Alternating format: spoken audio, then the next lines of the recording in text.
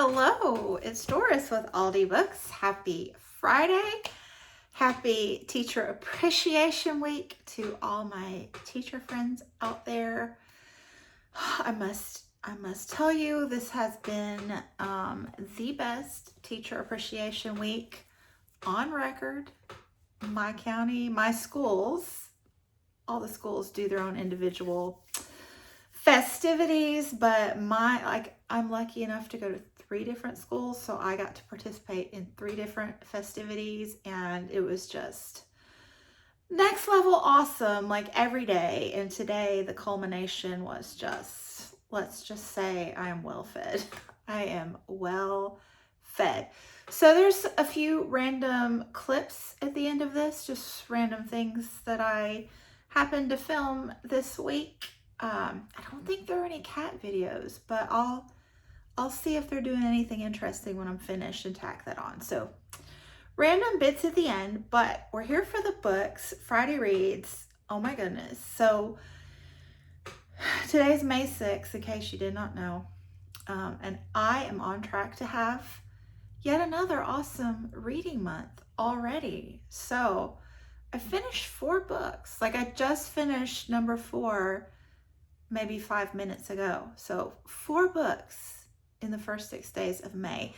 And my fingers and toes are all crossed that I can finish number 5 today as well. But we'll get to that. So the first 2 I finished were The Diversity of Life by Edward O. Wilson and The Genius of Birds by Jennifer Ackerman. And these 2 books really conversed well together.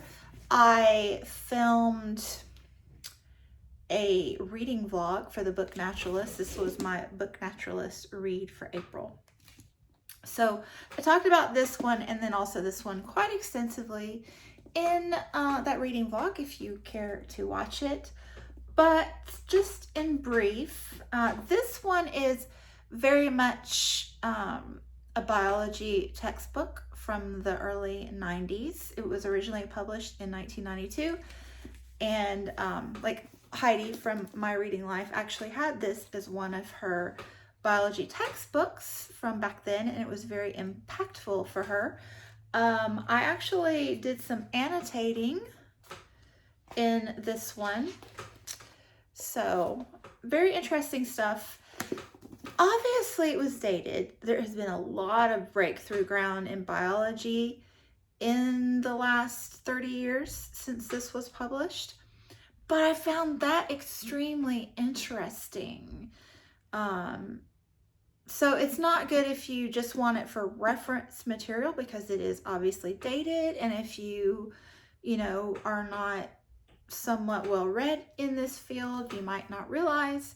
But having been exposed to a lot of this information and what has gone on since, it was really interesting to think about like the changes that he had projected in the environment and in cutting edge science fields, and what has actually transpired, and the comparison. Super interesting stuff.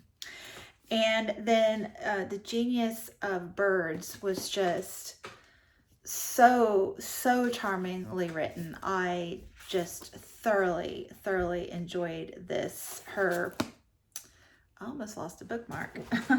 Her just little examples and illustrations and interesting things that she had to say. And I kept mentioning this in the vlog, but just the way she was able to make comparisons between the cognitive abilities of birds and humans, and what we learn about ourselves through studying birds, and not just birds, but the world at large. Just fascinating stuff. So highly recommend. That was a great reading experience.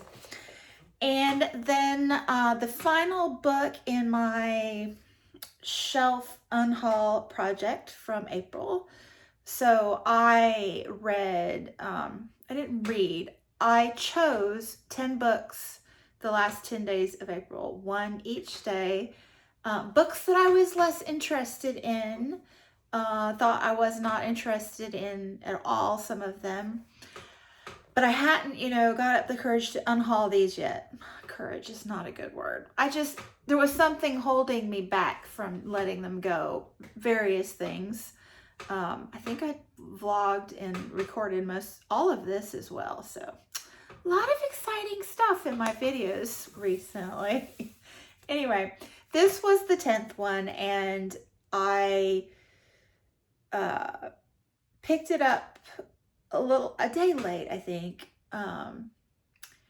and read the first chapter and looked into it and decided that I very much wanted to read this.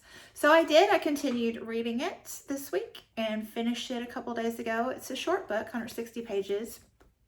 And I picked this one up. Like, I knew I was 90% sure I wanted to read it, but Britta had read this one recently and she was kind of iffy on it.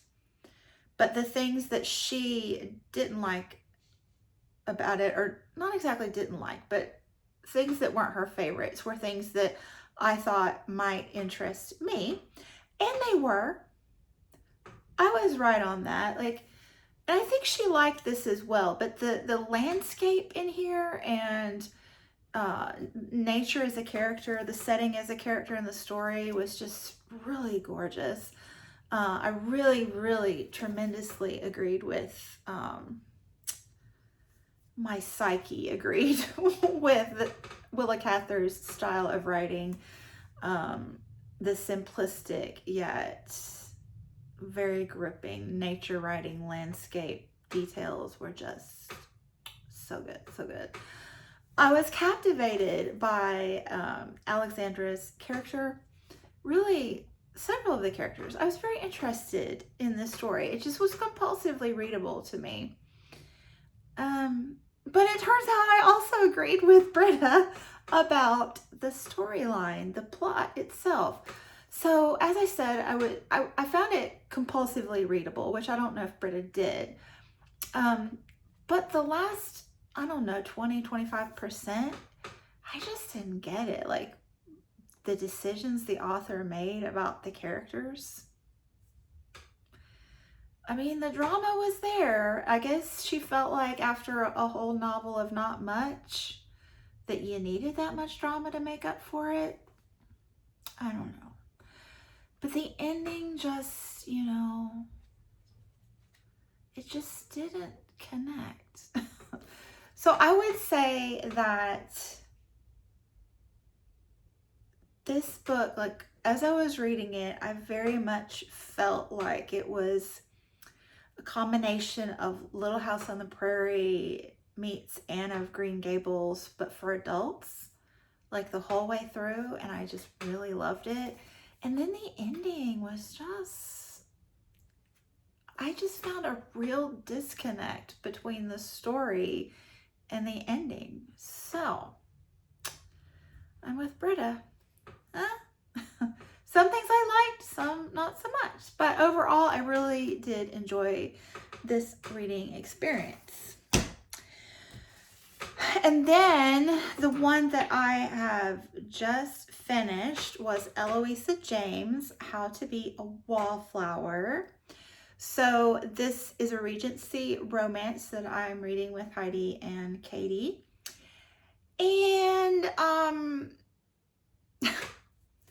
it's about two business people. Our main character, Cleo, short for Cleopatra, is British woman. Her mother? Yeah. Her mother was from the aristocracy, and her father was a businessman, Louis Commodes. Yes, Louis Commodes. And the daughter has an excellent head for business and takes over and ends up taking care of her mother. After her father passes away, she, is quite the excellent businesswoman from a very young age, 12, I think. But she ends up taking care of Mom, who is a bit of a philanderer in the theater world. She likes leading men and not so leading men. She likes a lot of men. So Cleo ends up taking care of her mom, but she has baggage from this life that her mom has led and that she has witnessed and been a part of in some ways. So then she meets her own businessman from the Americas. He comes over, and he also has connections to the business world that he's not all that interested in. But they meet and, fall in love. So this was good. It was very entertaining. I enjoyed it, but there was just some disconnect in places with their chemistry, I think. And I don't know, just one of those, you liked it, but you didn't love it kinds. So there's that. And then, currently reading, I'm still working on The Way We Live Now by Anthony Trollope. This is kind of a focus on the business world, Victorian literature, and making progress still. I have about 340 pages left, I think. So hopefully this month, still enjoying it. And then if you watched my video, I think it was yesterday, my TBR talk, I have joined NetGalley, and I'm so excited. Like, I needed a new project to be super excited about, and I'm super excited about this one. So I got approved for my first book, and it is Fen, Bog, and Swamp by Annie Proulx of Pulitzer Prize winning fame. Shipping News, Barkskins, Brokeback Mountain, I think. So this is a nonfiction piece from her, and I am loving it. Oh my gosh. So it's one of those books where, like, I am loving it, okay? And I kept reading passages to my librarian bestie at the high school, and she was just laughing at me because it's not her kind of book, okay? This is very, very immersive in the sciences and also history. Like, the intersection is just so good, so good. But I'm not gonna lie, it's a geek out nerdy kind of book, 100%. So a short history of peatland destruction and its role in the climate crisis. So if you don't really get off on reading about very specific biomes, and you don't just love like natural science, biology, ecology, and then history, like ancient history and, archaeology and all of that, like, maybe not. This is exactly what it says it is. Fen, Bog, and Swamp. Like, that's what it is. But not just the science of it, like the history of it, because you find a lot of archaeological finds in these bogs and things, and climate change and how critical that is, environmental destruction, all that. I mean, it's so much in here, but it's written on such a literary level. She also intertwines a lot of quotes from famous literary pieces. So there's just like a lot in here. So if none of that interests you, don't just go, oh gosh, Doris loved that book, because it's a very niche book. So but a lot of you have my same niche love, so yeah. Anyway, so my next audiobook is The Robin Hobb, #2, Somebody Assassin, the one. And then when I finish, I'm hoping to finish my Fen, Bog, and Swamp this evening, because like it's raining out and I can't do anything else anyway. But also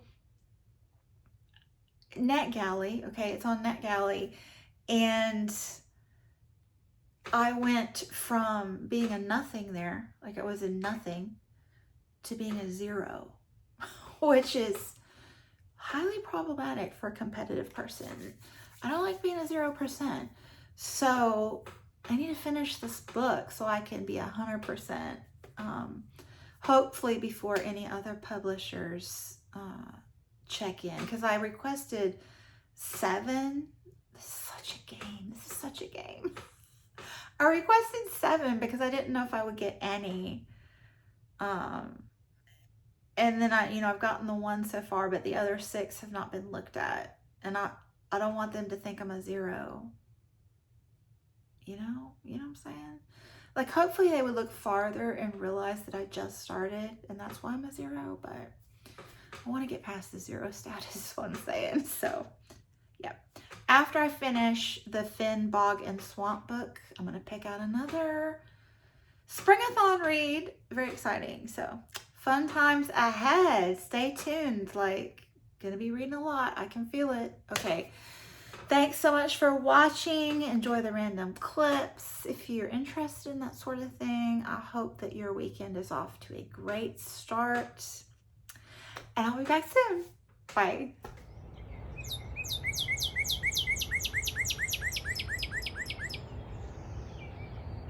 Oh, wow.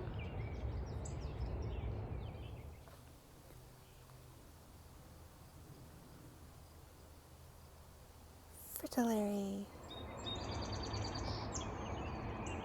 Okay, look at this.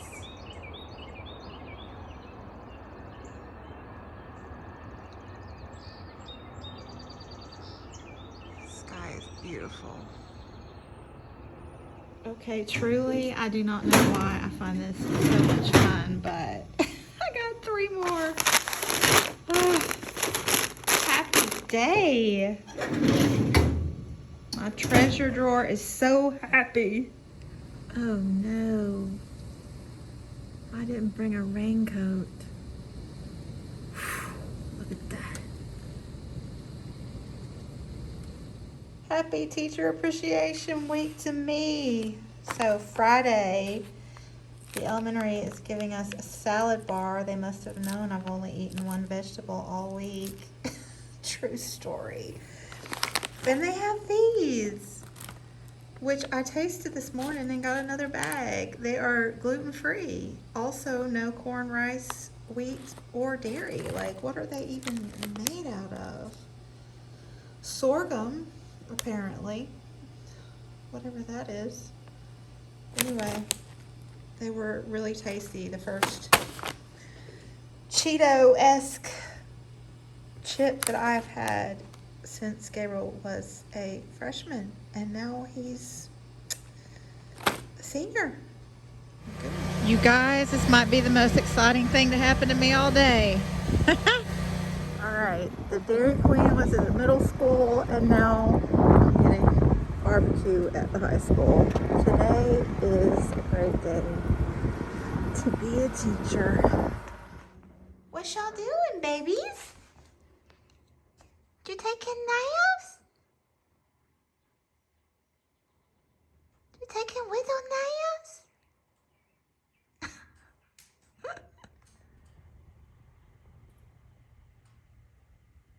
There's a mama. Oh, there's babies. Oh my goodness, these little babies. Oh, look at that. Oh my gosh. And here are my knockout roses that always bloom for Mother's Day. Gorgeous.